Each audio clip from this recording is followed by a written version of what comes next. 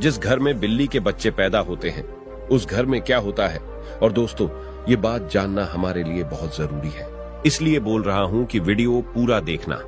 बिल्लियां दुनिया की सबसे मशहूर पालतू जानवर है और जहां भी इंसान रहते हैं वहां ही पाई जाती है। प्रिय दर्शकों, आज के इस वीडियो में आप जान लेंगे कि जिस घर में बिल्ली अपने बच्चों को जन्म देती है उस घर में क्या होता है। यदि आप भी अपने घर में बिल्ली रखते हैं, बिल्लियां पालते, उन लोगों को भी इस वीडियो को जरूर सुनना चाहिए। कुत्ते और बिल्ली पालना आज के युग में एक फैशन हो गया है। हर घर में लोग कुत्ते और बिल्लियां पालते हैं। लेकिन प्रिय दर्शकों, कुत्ते बिल्ली पालना क्या सही होता है या गलत, आज इस वीडियो में आप जान लेंगे। प्रिय दर्शकों, बिल्लियों के बारे में आपने काफी सारी बातें सुनी होंगी।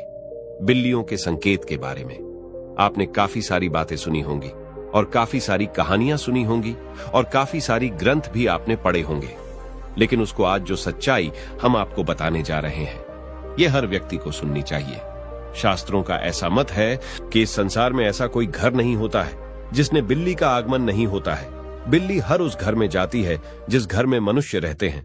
लेकिन क्या प्रिय दर्शकों, आप इस बात को जानते हैं कि यदि आपके घर में बिल्लियां आती है और अक्सर आती रहती हैं, तो उनका क्या संकेत होता है? और यदि आपके घर के आजू बाजू में बिल्लियां रोती है तो उनका क्या संकेत होता है?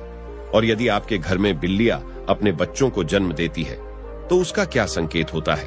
और प्रिय दर्शकों, यदि आप कोई शुभ कार्य के लिए जा रहे हैं और यदि कोई बिल्ली आपका रास्ता काट जाए तो प्रिय दर्शकों, उसका क्या संकेत होता है? दोस्तों, बिल्ली एक मांसाहारी स्तनधारी जानवर है।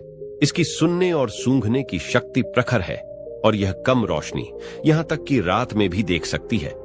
लगभग 9500 वर्षों से बिल्ली मनुष्य के साथ ही के रूप में है।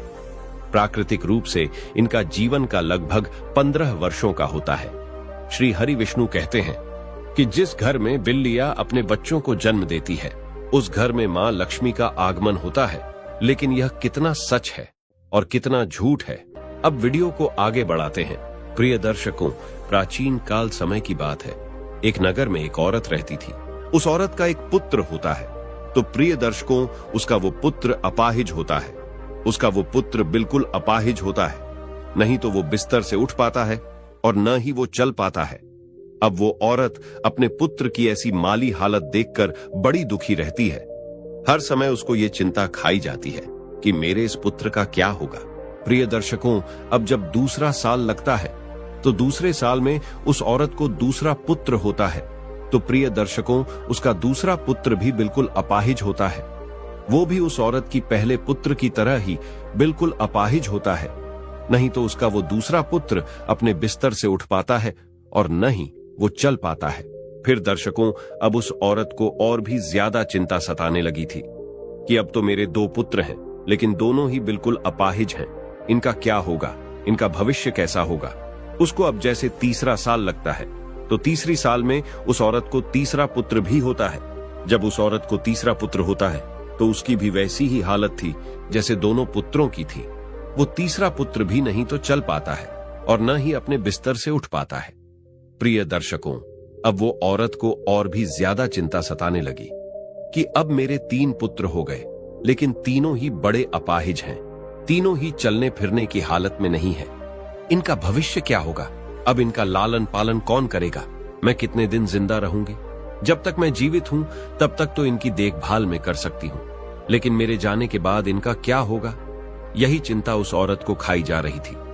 प्रिय दर्शकों, अब चौथा वर्ष लगता है तो चौथे वर्ष में उस औरत को चौथा पुत्र होता है। तो प्रिय दर्शकों, चौथा पुत्र भी अपाहिज होता है। वो चौथा पुत्र भी सेम वही कंडीशन में होता है। वो भी नहीं तो बिस्तर से खड़ा हो पाता है, नहीं चल पाता है। प्रिय दर्शकों, अब उस औरत की और भी ज्यादा हालत खराब हो जाती है। अब वो सोचने लगती है कि हो सकता है मेरी कोख से हमेशा अपाहिज पुत्र ही जन्म क्यों लेते हैं। हो सकता है मेरी कोख में कोई मिस्टेक है, मेरी कोख ही खराब है। यही सोचकर वो औरत बड़ी दुखी हो जाती है। अब कुछ दिनों बाद 5वां साल लग जाता है और 5वें साल में उस औरत को 5वां पुत्र होता है। तो प्रिय दर्शकों, 5वां पुत्र भी उन्हीं की तरह होता है जैसे कि पहले 4 पुत्र हुए थे। वो 5वां पुत्र भी नहीं तो अपने बिस्तर से उठ पाता है और न ही वो चल पाता है। प्रिय दर्शकों, अब वो औरत अपनी पूरी आशा छोड़ देती है पहले उस औरत को ऐसी आशा थी कि एक पुत्र अपाहिज है तो दूसरा पुत्र ठीक होगा। जब 2 पुत्र अपाहिज हो गए तो उस औरत को आशा होने लगी कि तीसरा तो ठीक हो जाएगा। जब 3 पुत्र अपाहिज हो गए तो उस औरत ने यह आशा रखी कि चौथा पुत्र मेरा सही होगा। प्रिय दर्शकों, जब चौथा पुत्र भी अपाहिज हो गया तो उस औरत ने बड़ी कठिनाई से एक आसार लगाई कि हो सकता है 5वां पुत्र मेरा ठीक हो जाए। प्रिय दर्शकों, जब 5वां पुत्र भी उसका अपाहिज पैदा होता है तो अब वो औरत बिल्कुल आशा छोड़ देती है और सोचने लगती है, हो सकता है मेरे नसीब में यह अपाहिज पुत्र ही लिखे हैं, या फिर हो सकता है मेरी कोख ही खराब हो। यही सोचकर वो औरत बड़ी दुखी हो जाती है और हमेशा घुट घुट के जीने लगती है। उस औरत को हमेशा यह चिंता सताने लगती है कि मेरे जाने के बाद इन 5 पुत्रों का क्या होगा, इनका लालन पालन कौन करेगा। यही चिंता उस औरत को खाई जा रही थी।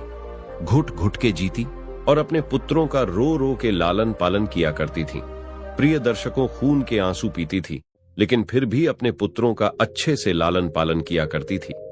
प्रिय दर्शकों, अब कुछ समय निकलने के बाद उस औरत के घर में एक सफेद बिल्ली आती है और वो बिल्ली उस औरत के घर में रहने लग जाती है। प्रिय दर्शकों, अब कुछ दिनों वो बिल्ली उस औरत के घर में रहती है और कुछ दिनों बाद वो बिल्ली अपने सुंदर 4 बच्चों को जन्म देती है। जब बिल्ली अपने 4 बच्चों को जन्म देती है तो प्रिय दर्शकों, उस औरत का पहला बच्चा बिल्कुल ठीक हो जाता है।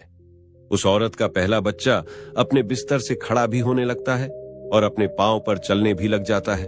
प्रिय दर्शकों, अब वो औरत बड़ी प्रसन्न होती है और बड़ी खुश हो जाती है और ऊपर वाले का दिल से धन्यवाद करती है। प्रिय दर्शकों, अब औरत उन बिल्ली के बच्चों को अपने पास ही रखा करती और उनका अच्छे से लालन पालन किया करती। प्रिय दर्शकों, कुछ दिन निकलने के बाद वो बिल्ली का फिर से प्रसव होता है और वो बिल्ली फिर से अपने 4 बच्चों को जन्म देती है तो उसका फिर से उस औरत का दूसरा लड़का ठीक हो जाता है। इसी तरीके से जब जब बिल्ली को प्रसव होता तब तब उस औरत का हर बच्चा ठीक होता जाता। इसी तरीके से उस औरत के सभी बच्चे ठीक हो जाते हैं और प्रिय दर्शकों, उस औरत के घर में अन्न धन की कोई कमी नहीं रहती है। शास्त्रों में ऐसा कहा जाता है कि जिस घर में बिल्ली अपने बच्चों को जन्म देती है उस घर में ही मां लक्ष्मी का तीव्र गति से आगमन होता है। उस घर में सुख समृद्धि इतनी आ जाती है कि उस घर में रहने वाले इंसान नहीं संभाल पाते। प्रिय दर्शकों, जिस घर में बिल्ली अपने बच्चों को जन्म देती है उस घर में सुख समृद्धि खूब आती है। लेकिन शास्त्रों में ऐसा कहा गया है कि बिल्ली को घर में पालना अशुभ माना जाता है। जिसे घर में बिल्लियां रोती है वो भी बहुत अशुभ होता है। इसलिए बिल्लियों को पालना शास्त्रों के अनुसार अशुभ माना जाता है। शास्त्रों में ऐसा कहा जाता है, यदि आप किसी भी शुभ कार्य के लिए प्रस्थान करते हैं और यदि बिल्ली आपका रास्ता काट जाए तो को उसको अशुभ माना जाता है।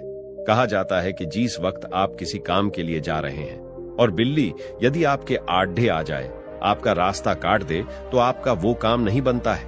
और ऐसा भी कहा जाता है कि जब बिल्ली आपका रास्ता काट दे तो आपको नहीं जाना चाहिए। यदि आपके घर में आकर के बिल्ली रोती है तो प्रिय दर्शकों, इसको भी बहुत बड़ा अशुभ संकेत माना जाता है। शास्त्रों के मुताबिक ऐसा कहा जाता है कि जिस घर में बिल्लियां रोती है उस घर में किसी ना किसी की अकाल मृत्यु होने का भय होता है।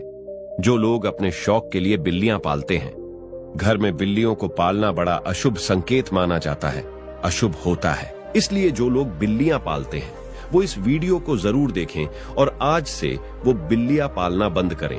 प्रिय दर्शकों, जब हम घर बिल्लियां पालते हैं तो शास्त्रों में ऐसा लिखा है कि जहां बिल्लियां रहती है वहां पे नकारात्मक ऊर्जाओं का प्रभाव होता है।